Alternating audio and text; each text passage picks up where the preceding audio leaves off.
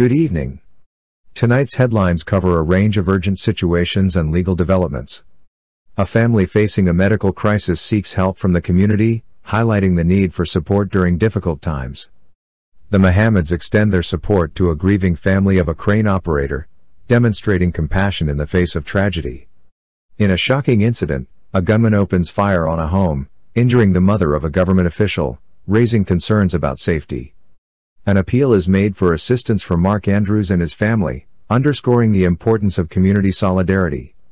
Additionally, a Charlestown resident is charged with possession of narcotics, reflecting ongoing efforts to combat drug-related issues.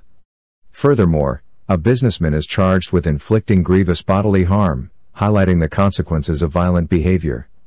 On a positive note, the fire service successfully contains a grass fire at University of Guyana Road, Turkeyen, preventing further damage. In legal news, a man is sentenced to 3 years for cocaine possession, emphasizing the consequences of drug offenses. Lastly, Madramootoo is acquitted of murder charges in the Ashmin Mahadeo case. Stay tuned for more updates on these pressing issues. Help needed for family facing medical crisis. We are reaching out to the compassionate hearts of our community to lend a helping hand to a family facing a dire medical crisis. Recently, the husband of a local family fell ill, and they are struggling to cope with the financial burden of his medical treatment. With him unable to work and the mounting expenses of dialysis treatment, the family is feeling overwhelmed and in desperate need of assistance. In their time of need, they are turning to the generosity of the public for support. Every contribution, no matter how small, can make a significant difference in easing the financial strain on this family and ensuring that the husband receives the critical medical care he requires. If you are able to offer any assistance or would like to contribute to helping this family during their challenging time, please reach out to them directly at 646-0863. Your kindness and support will be deeply appreciated.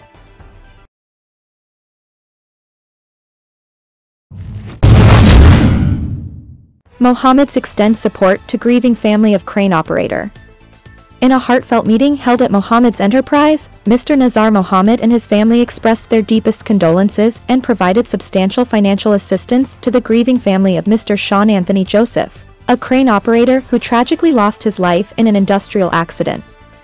Mr. Joseph, 44, of number 76 Village, Quarantine, Burbus, was employed by Turkeyen Group Construction Company, owned by Mikhail Rodriguez, also known as Guyanese Critic. The company was contracted to construct a wharf for Mohameds Enterprise when the unfortunate incident occurred. During the meeting, it was revealed that despite assurances from a critic to settle with the family, only a meager sum of $460,000 was provided, leaving the family struggling with the loss of their main breadwinner. Shocked by this revelation, Mr. Nazar Mohamed intervened to provide additional support to the family, recognizing the immense hardship they were facing. The Mohameds extended their sympathy and offered substantial financial assistance to help ease the family's burden during this difficult time. Mr. Mohamed emphasized that no amount of money could replace the loss of a loved one and expressed his belief that justice will prevail, assuring the family that the oppressor will be held accountable. In response, the family expressed gratitude for the Mohameds' intervention and generosity, pledging to seek legal advice and pursue justice against Turkeyen Group.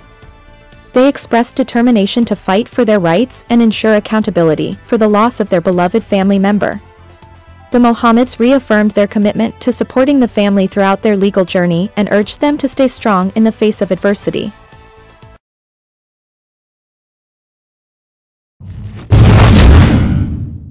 Gunman opens fire on home, injuring mother of government official. On Tuesday night, a disturbing incident occurred in East Kanj, Region 6, East Burbus Quarantine, when a lone gunman opened fire on the home of Deputy Regional Executive Officer Mary Samaru. The targeted attack resulted in the injury of 54-year-old Faye Samaru, mother of Mary Samaru. Faye Samaru, a resident of Sheet Anchor Public Road, East Kanj, sustained gunshot wounds during the incident and was subsequently hospitalized at the New Amsterdam Hospital. Fortunately, she is reported to be in stable condition following emergency surgery. The incident took place at approximately 23:55 according to reports. Closed-circuit CCTV footage revealed the assailant, dressed in black, approaching the house and discharging several rounds at the building. Faye Samaru, who was in her bedroom on the upper floor of the two-story house, was struck by bullets in her thigh and back, with one bullet lodging in her abdomen. Prompt medical intervention led to the successful removal of the bullet on Wednesday afternoon. In response to this alarming incident, law enforcement authorities have launched an investigation to apprehend the perpetrator and bring them to justice. Deputy Regional Executive Officer Mary Samaru and her family are deeply shaken by this brazen attack on their home and express their gratitude for the outpouring of support from the community during this challenging time. Anyone with information regarding this incident is urged to come forward and assist the authorities in their investigation.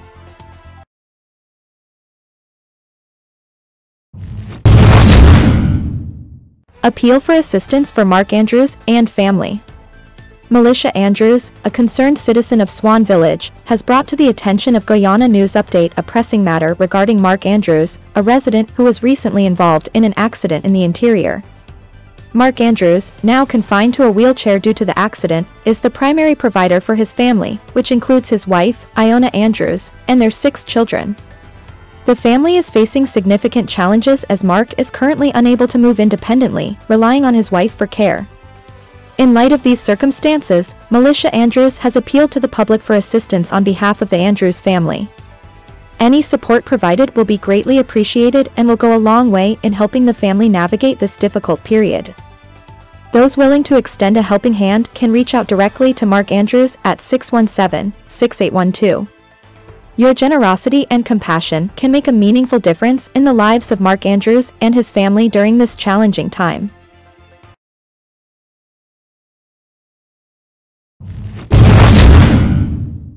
Charlestown resident charged with possession of narcotics. Kevin Messiah, a 22-year-old carpenter residing in Charlestown, Georgetown, was arrested on Tuesday after being found in possession of 11.4 grams of cannabis. Today, Thursday, he was formally charged with the offense of possession of narcotics. Messiah appeared before Principal Magistrate Judy Latchman at the Golden Grove Magistrates Court, where the charge was read to him. The legal proceedings will continue as both parties seek resolution in this matter.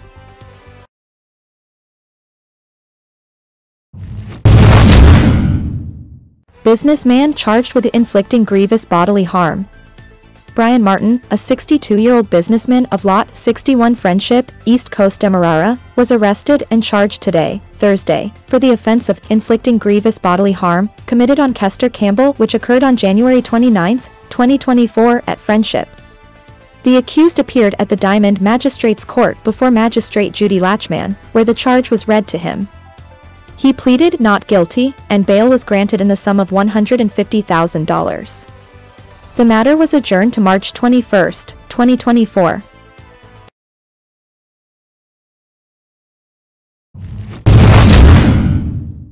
Fire service successfully contains grass fire at University of Guyana Road, Turkeyen.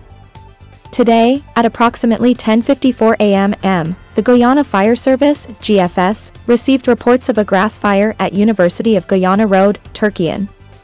Acting swiftly, firefighters were dispatched to the scene, and their prompt response has been crucial in containing the blaze.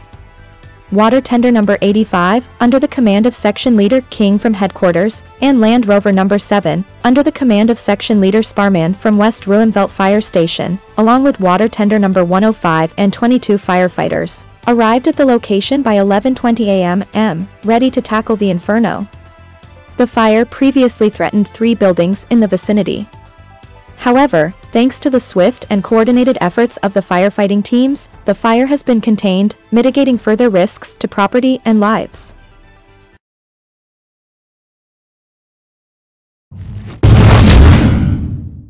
Man sentenced to 3 years for cocaine possession.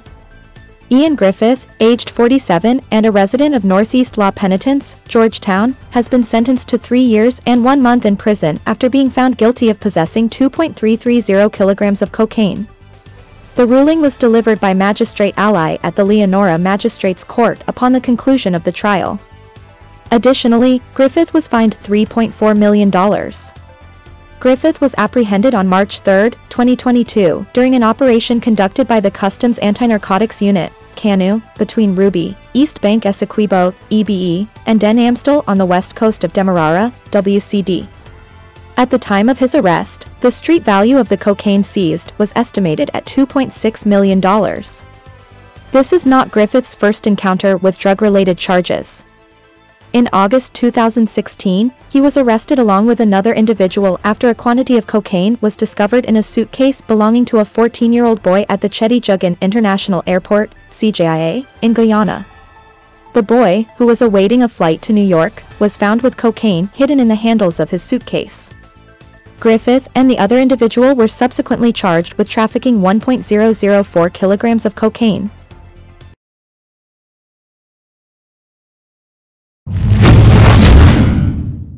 Neil Madramootoo acquitted of murder charges in Ashmin Mahadeo case.